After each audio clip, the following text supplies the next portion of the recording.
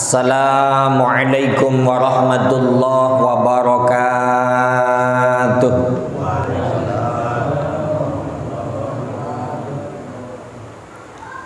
Alhamdulillahilladzi nawwarna binuril Qur'an. Asyhadu an la ilaha illallah wa asyhadu anna Muhammadar Rasulullah. Subhanaka la ilma lana illa ma 'allamtana innaka antal alimul hakim. Bismillahirrahmanirrahim. Hadisul arba'in an-nawawiyah fis sabi'. Hadis al-arba'in Nawawi yang ke-7. Man Abi Ruqayyah Tamim bin Ausin ad-Dari radhiyallahu anhu anna Rasulullah sallallahu alaihi wasallam qala ad-dinun nasihah qulna liman ya Rasulullah qala lillahi wali kitabihi wali rasulihi wali a'immatil muslimina wa ammatihim. Rawahu Muslim.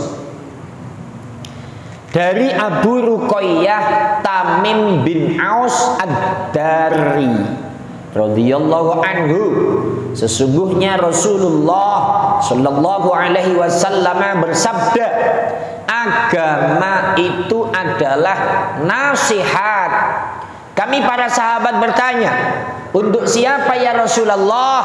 Beliau menjawab, bagi Allah, kitabnya, Rasulnya, serta pemimpin-pemimpin umat Islam, juga bagi orang Islam umumnya.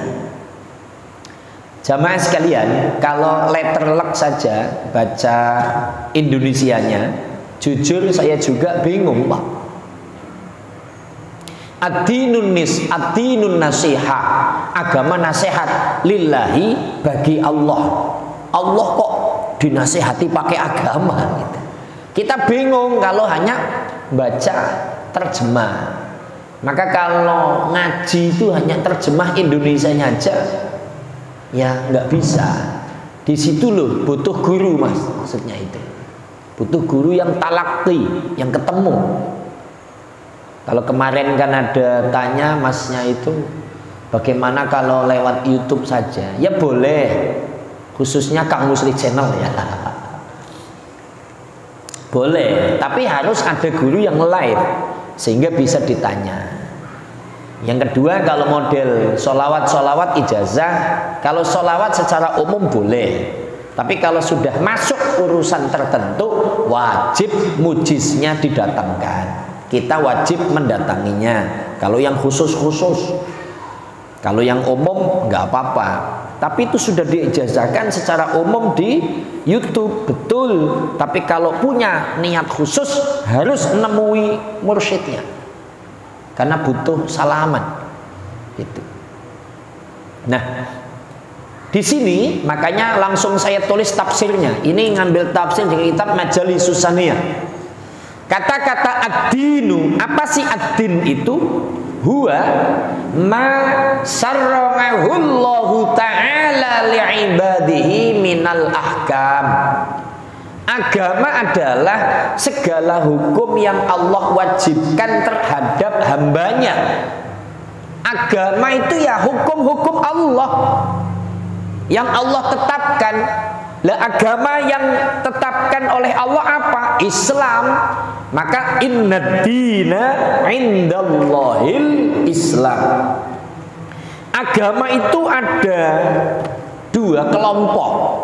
Ada dinus samawat, ada dinul ard. Ada agama langit, ada agama bumi.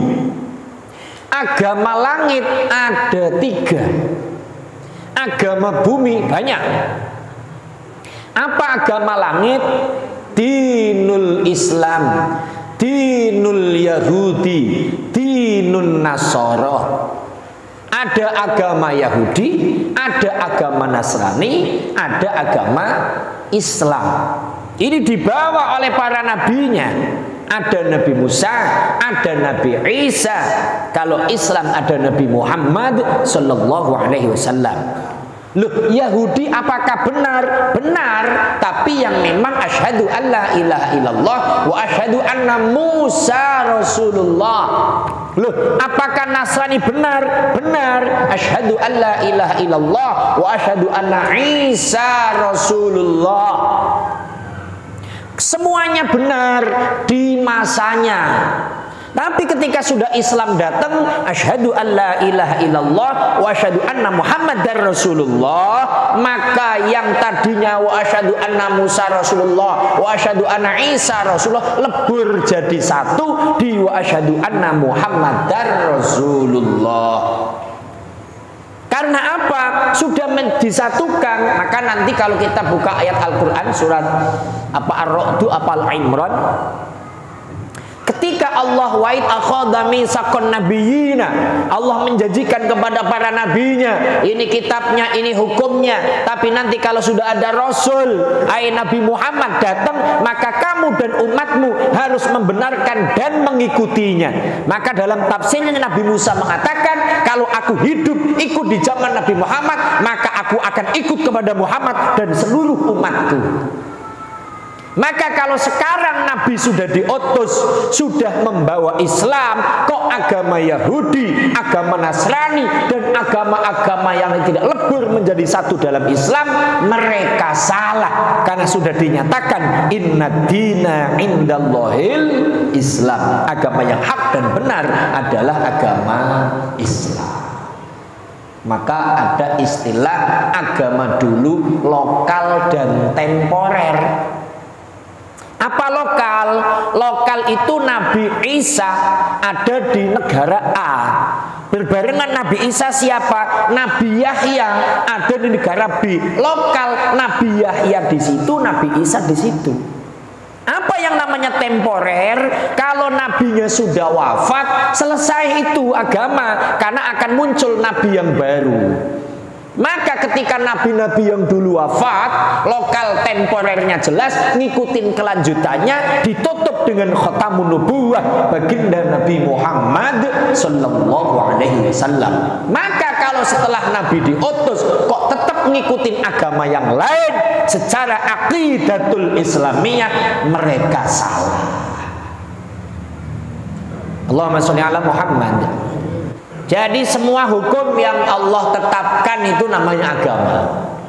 Terus lillahi, apa yang namanya agama kok bagi Allah? Ai bimaknal imani bihi wa ta'ati bil qalbi wal badani wa nawi dzalik.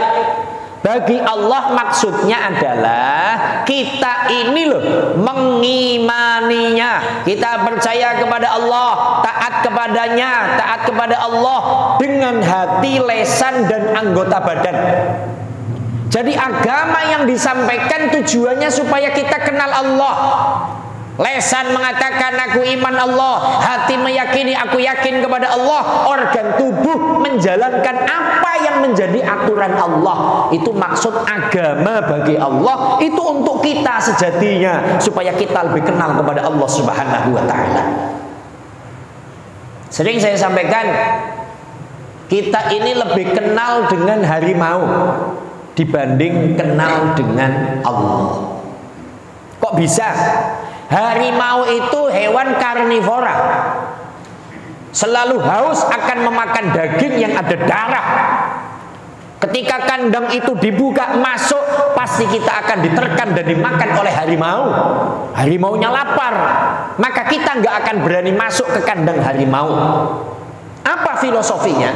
Allah punya larangan, jangan judi, jangan narkoba, jangan narkotika, jangan mabok, jangan korupsi. Tapi masih banyak yang mabok, yang judi, yang narkotika dan segala macamnya. Maka itu namanya nggak kenal Allah. Lebih kenal dengan harimau. Ayo silakan masuk. Aku nggak mau kalau masuk. Kenapa? Pasti dimakan oleh harimau. Lebih takut dengan harimau, lebih kenal dengan harimau dibanding kenal dengan Allah. Itu level saya, level kita. Masih berani melakukan yang dilarang Allah, berarti belum kenal dengan Allah. Jadi tujuannya lillahi, ya kita percaya sama Allah, kita mengimani, meyakininya. Ini agama, maka kita harus belajar mahwal agama. Apa itu agama? Salah satu belajar ya setiap malam Rebo begini. Kemudian wali kitabihi, agama itu bagi kitabnya. Apa maksudnya? Mengagungkannya, mengagungkan kitab Allah, mempercayai kitab Allah, mengamalkan kitab Allah. Kitab Allah dalam penjelasannya saya baca dalam kitab Mukhtasar Tadhkiratul Qurtubi, jumlah kitab Allah ada 104. Yang 4 kita kenal, Al-Quran, Taurat, Injil, Zabur. Yang 100 nama-namanya nggak hafal. Hanya ini dibagi menjadi 3 kalau tidak salah. Izin Ustadz, takutnya saya salah menyebutkan. Dibagikan kepada Nabi Ibrahim, dibagikan kepada Nabi Musa, satu lagi dibagikan kepada Nabi Idris. Sampai ini saya lupa ini. Ya. Kalau Nabi Daud itu di Taurat, Nabi Isa di Injil, Zabur di Musa. Lah yang 100 ini loh, Nabi Ibrahim, Nabi Idris, Nabi Musa, ini kayaknya saya lupa ini di sini. Yang 100 itu nggak disebutkan, namanya masahif atau mushaf.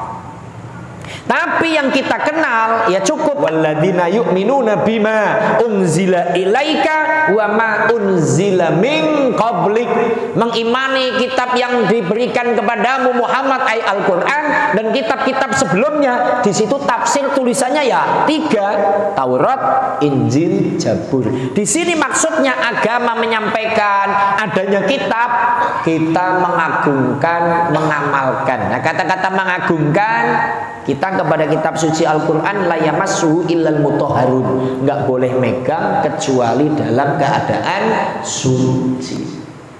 Nah ini saya pernah ngaji bab itu. Bapak kan kalau yasinan tahlilan suka ngantongin yasin.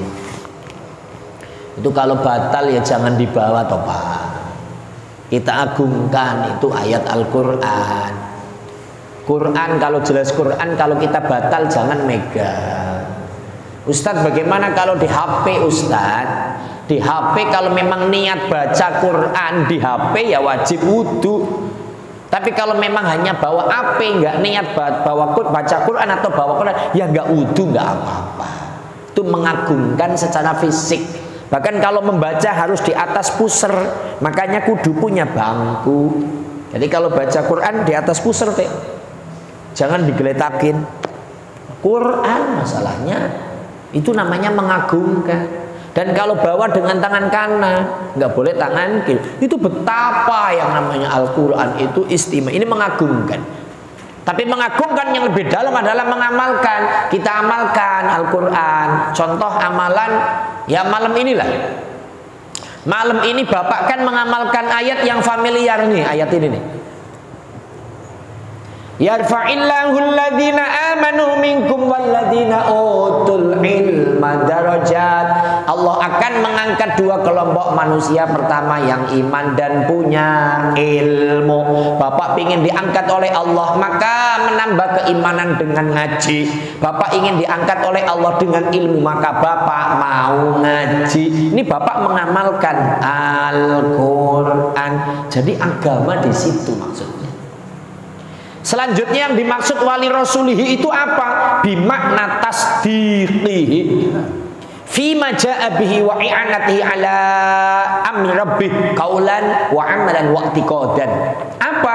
Bagi rasulnya maksudnya adalah membenarkannya atas segala apa yang dibawa olehnya, menolongnya atas segala perintah Tuhannya, baik ucapan, amalan dan akidahnya. Ya intinya apapun yang diomongkan Nabi wajib percaya.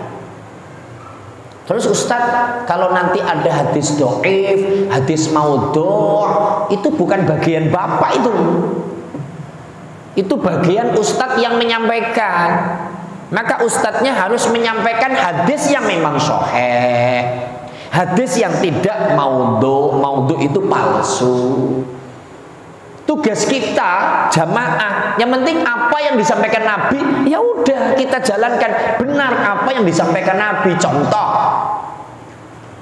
Nabi menyampaikan al-amalu bila ilmin mardudatun la tuqbalu. Amalan tanpa ilmu ditolak. Itu yang menyampaikan Nabi. Berarti kalau kita sholat nggak pakai ilmu ditolak, kita zakat nggak pakai ilmu ditolak, kita puasa nggak pakai ilmu ditolak, berarti kita kudu ngaji. Orang kalau nggak ngaji amalnya nggak berguna. Itu apa yang disampaikan Nabi, kita membenarkannya. Itu contoh kecil. Tapi kalau contoh yang lebih dalam, Ustadz, ada apa? Wanita sekarang itu alisnya suka dikerok, terus ditato. Hukumnya bagaimana Ustadz? Hadis Nabi menyampaikan wanita yang ngerok alis kemudian ditato atau di apa namanya itu? Apa teh? Sulam, itu dosa besar. Nabi yang menyampaikan, laki-laki ada yang ikut-ikutan alisnya pakai dikerok. Kemudian hidungnya di apa tuh? Bangsa-bangsa itu Nabi yang menyampaikan tidak boleh. Ada lagi wanita yang berjilbab tapi rapi bajunya, komplit laksana orang telanjang karena celananya meketet bahasa Indonesianya apa? Ketat, bajunya ketat, jilbabnya ketat, itu laksana telanjang, dosa. Itu Nabi, hadis Nabi. Tapi zaman sekarang trendy itu. Yang kedua, kalau jilbaban sini rambutnya sanggul kayak punuk sapi atau onta, itu haram hukumnya. Maka wanita yang pakai jilbab kalau sininya sampai ngejendol, itu dosa. Itu hadis Nabi. Ya kudu percaya. Nah, ada lagi RT nih, minum air pakai tangan kiri. Nabi menyampaikan la yakulanna wa la yashrabna bisimalikum wa la li'anna syaitana yakulna wa yashrabna bisimali. Nabi menyampaikan makan dan minum harus dengan tangan kanan, jangan dengan tangan kiri, karena setan itu minumnya pakai tangan kanan, tangan kiri, makan dengan tangan kiri. Maka kalau RT itu kiono makan pakai tangan kiri, ya RT saudara. Itu hadis Nabi. Ya kudu atas dikit. Ini maksudnya itu begitu. Cuman kalau lupa gimana Pak Ustadz? Lupa itu ya lupa. Nggak apa-apa namanya lupa. Tapi kata Roma Irama, kalau seterusnya lupa itu mah disengaja. Ini namanya hadis, kita percaya. Maka orang yang ingin berkah yang ngaji Quran, ngaji hadis, ngaji ijma'nya para ulama. Intinya berkah aja lah. Oke, itu hadis. Ini kita lagi ngaji hadis Nabi soalnya cocok ini.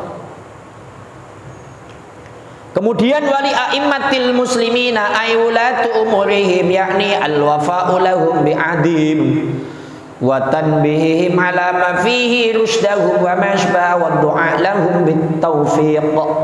Bagi pemimpin muslimin, agama itu bagi para pemimpin umat Islam.